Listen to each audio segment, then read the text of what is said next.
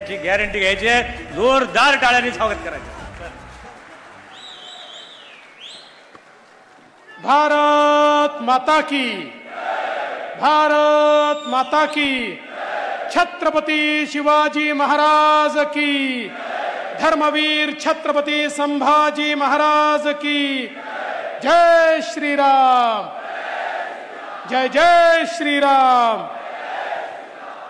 हिंदवी स्वराज्याचे सरसंस्थापक छत्रपती शिवरायांना मानाचा मुजरा करतो। भारतीय राज्यघटनेचे शिल्पकार भारतरत्न डॉक्टर बाबासाहेब आंबेडकर यांना मानवंदना अर्पित करतो।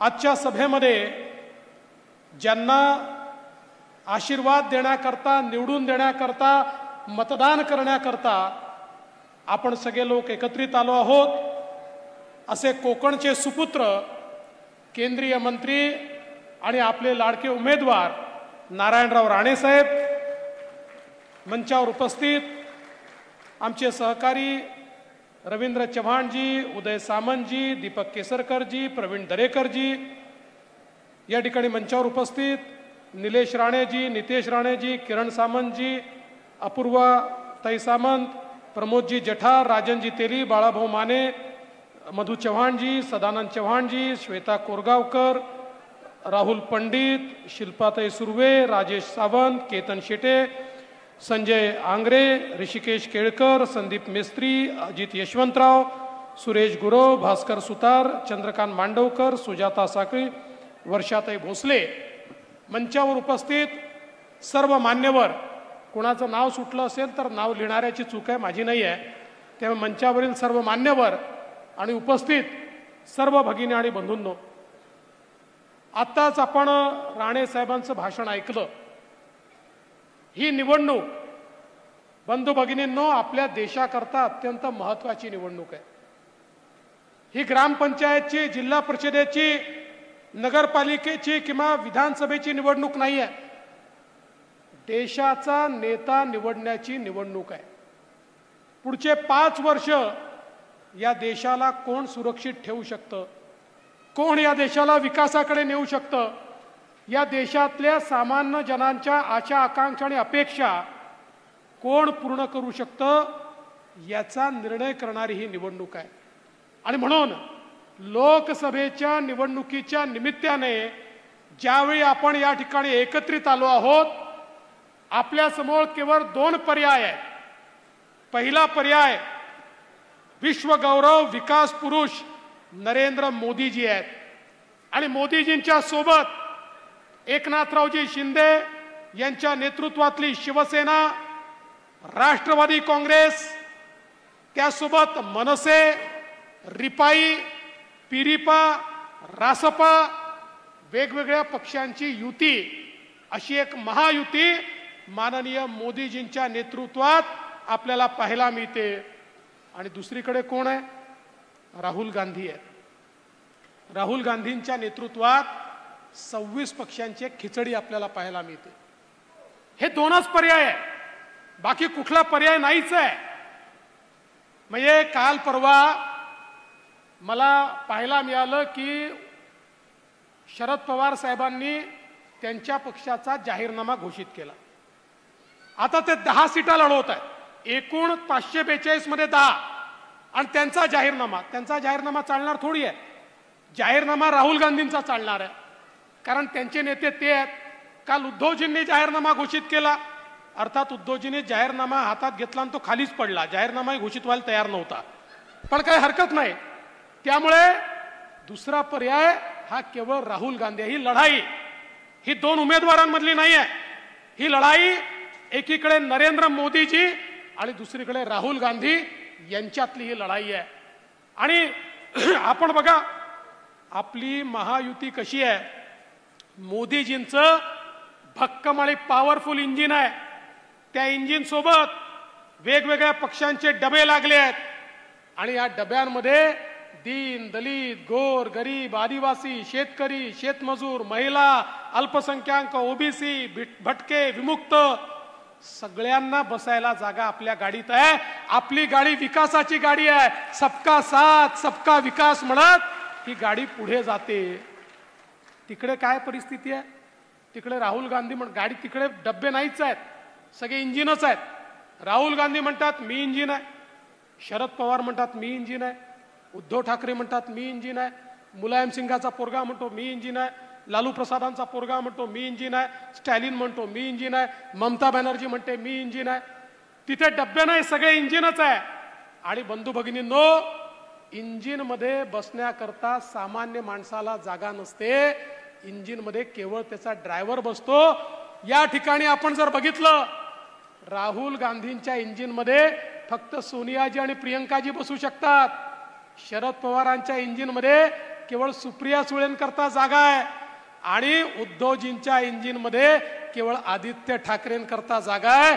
तुमच्या करता जागा ही केवळ आणि केवळ मोदीजींच्या इंजिन मध्ये आहे.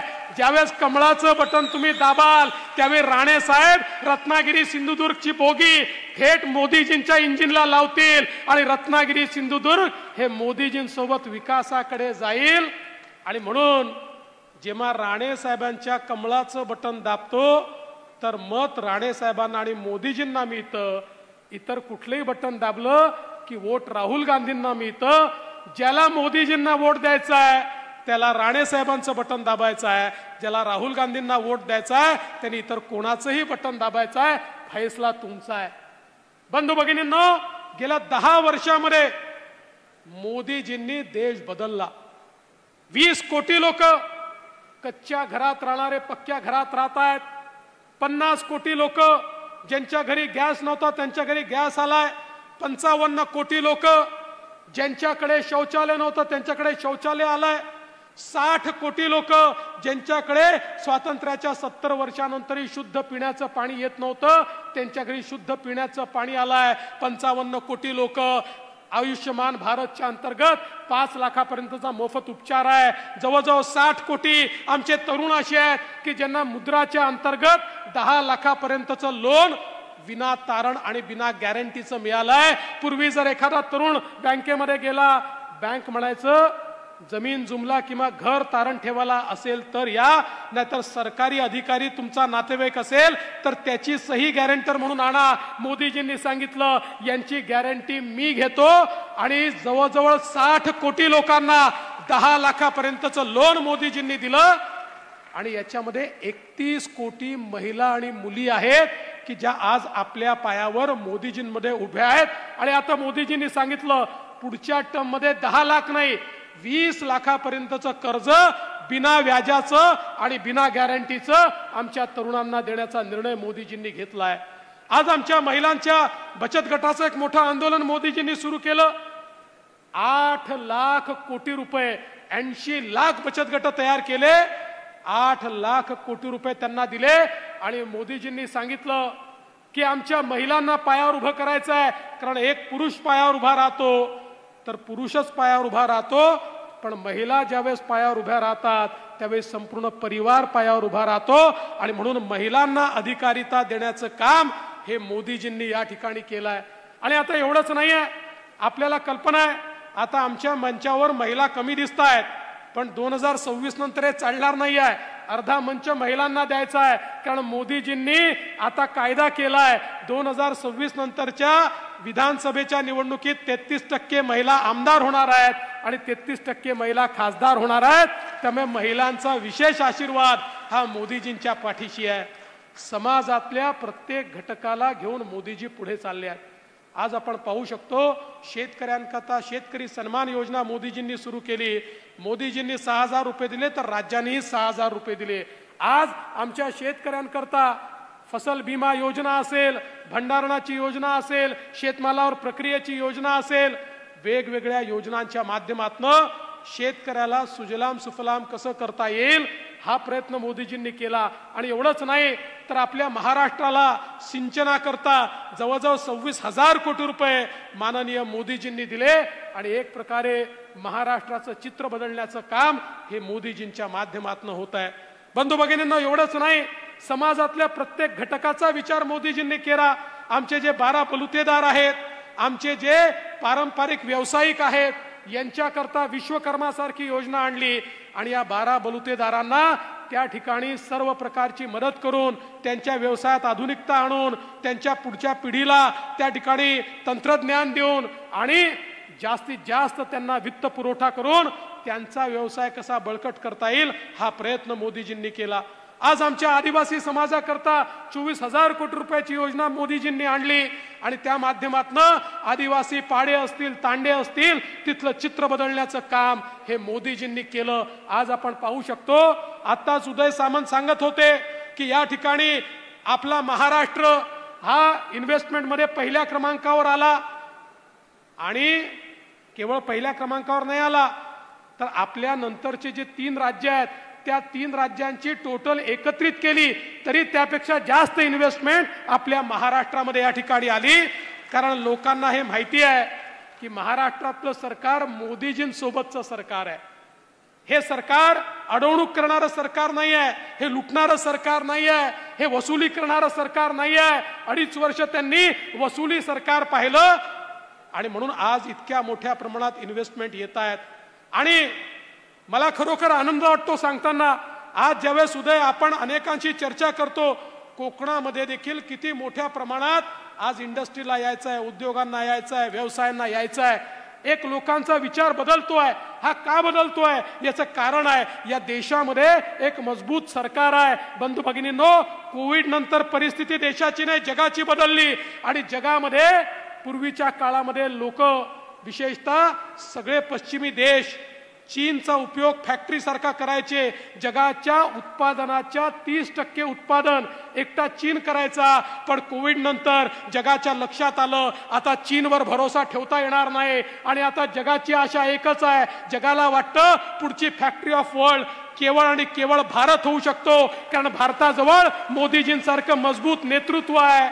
आणि म्हणून आज मोठ्या प्रमाणात गुंतवणूक येते त्यामुळे रोजगाराची निर्मिती होते आहे, आमच्या तरुणाईच्या हाताला काम मिळत आहे। आज स्टार्टअप सारख्या नवीन इकोसिस्टीमच्या माध्यमातून 1 लाखापेक्षा जास्त स्टार्टअप आपल्याकडे तयार झाले। आपल्या महाराष्ट्रामध्ये 20,000 पेक्षा जास्त स्टार्टअप तयार झाले आणि त्यातनं मोठ्या प्रमाणात आज आपल्या हाताला काम मिळत आहे, रोजगार मिळतोय।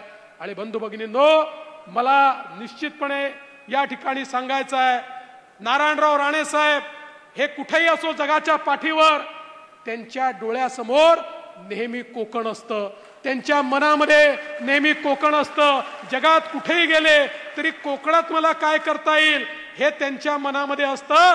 खरा कोकणाचा सुपुत्र म्हणून राणे साहेब जर आज मोदीजींसोबत त्या ठिकाणी पुन्हा गेले, मला विश्वास आहे आज इतक्या मोठ्या प्रमाणात येणारी इन्व्हेस्टमेंट राणे साहेब मोदीजींना मागून कोकणामध्ये देखील आणतील आणि या कोकणाचं चित्र देखील मोठ्या प्रमाणात आपल्याला बदललेलं दिसेल। बंधू भगिनींनो, मोदीजींनी भारताची अर्थव्यवस्था 11व्या क्रमांकावरून 5व्या क्रमांकावर आणली। केवळ क्रमांक बदलला असं नाहीये।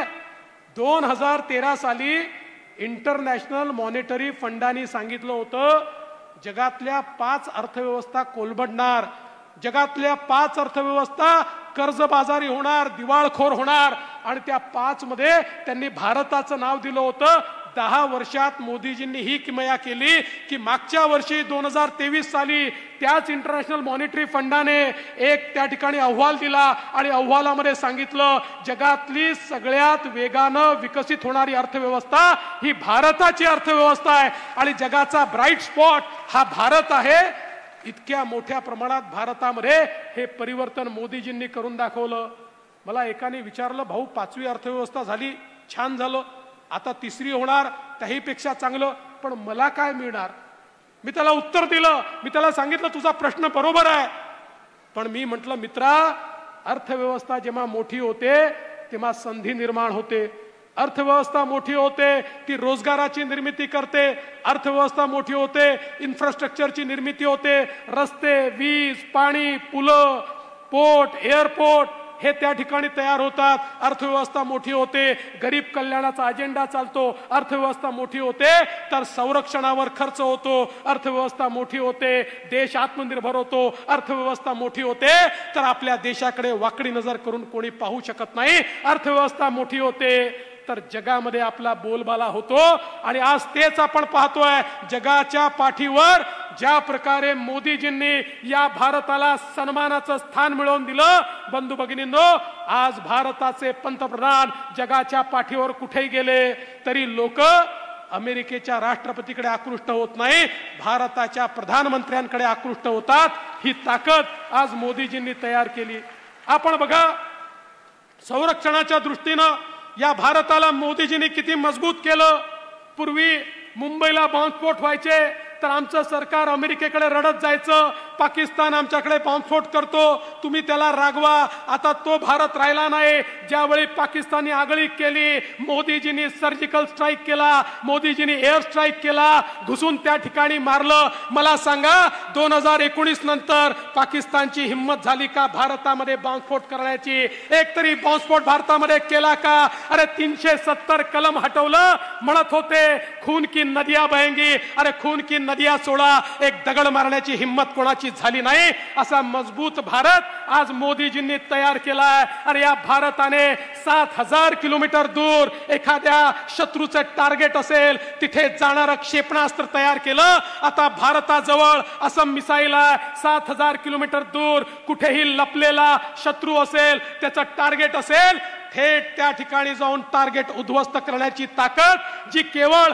अमेरिका आणि रशियाकडे होती, जी चीनकडे देखील नव्हती, ती ताकद आज भारताकडे आहे. हे मोदीजींनी या ठिकाणी करून दाखवलाय. बंधू भगिनींनो, ही गल्लीची निवडणूक नाही आहे, ही दिल्लीची निवडणूक आहे. या देशाला कसा नेता पाहिजे ते निवडण्याची निवडणूक आहे. माझा तुम्हाला सवाल आहे, अरे कोविडचा तो काळ आठवा, ज्या कोविडच्या काळामध्ये आपल्या नातेवाईकाकडे जाण्याची चोरी होती, ज्या कोविडच्या काळामध्ये मौत मिट्टीला देखील आपण जाऊ शकत नव्हतो आणि जग म्हणायचं भारतामध्ये 40-50 कोटी लोक मरून जातील. अरे किड्या मुंग्यासारखी लोक मरत होती आणि त्यावेळी जगात केवळ 3-4 देशांकडे लस होती. त्या देशांना वाटायचं भारत येईल, आमच्या पुढे भीक मागेल, आम्हाला लस द्या, आम्हाला लस द्या, मग भारतावर उपकार करू. पण मोदीजींना माहिती होतं हे देश आपल्याला लस देणार नाहीत, हे आधी त्यांच्या लोकांना देतील. मोदीजींनी शास्त्रज्ञ एकत्रित केले, त्यांना रिसोर्सेस दिले आणि जगातला 4था देश भारत झाला ज्यांनी स्वतःची लस तयार केली आणि 140 कोटी भारतीयांना 2 वेळा लस टोचण्याचं काम हे मोदीजींनी केलं. कोणालाही एक पैसा लागला नाही. बंधू भगिनींनो, तुम्ही सगळ्यांनी बघितलं, आज आपण या ठिकाणी जिवंत आहोत आणि बसलो आहोत कारण मोदीजींनी आपल्याला 2 लसी त्या ठिकाणी टोचल्या. मी तर असं म्हणेन, अरे बाकी गोष्टी सोडा, जान है तो जहान है. आज जिवंत आहोत तर मोदीजींमुळे, आणि म्हणून मोदीजींना धन्यवाद देण्याची हीच खरी वेळ आहे, त्यांना आशीर्वाद देण्याची हीच खरी वेळ आहे. बंधू भगिनींनो, या निवडणुकीमध्ये खऱ्या अर्थानं देशाचं नेतृत्व सक्षमपणे मोदीजींच्या हातात देण्याकरता कोकणाचा सुपुत्र माजी मुख्यमंत्री नारायणराव राणेजी हे या ठिकाणी मैदानात आहेत. एकीकडे राणेजी, दुसरीकडे मोदीजी, हे कॉम्बिनेशन या कोकणाच्या विकासाचं कॉम्बिनेशन आहे. आणि म्हणून आपल्याला विनंती आहे, आपण मतदान केंद्रावर जा, कमळाचं बटन दाबा. कमळाचं बटन दाबलं की मत राणेजींनाही मिळेल आणि मत मोदीजींनाही मिळेल. यावेळेचं मतदान हे भाजपा करता नाही आहे, यावेळेचं मतदान हे भारता करता आहे. भारताला सर्वोच्च पदावर नेण्याकरता मतदान करा, एवढीच विनंती करतो आणि माझं बोलणं संपवतो. धन्यवाद. जय हिंद, जय महाराष्ट्र.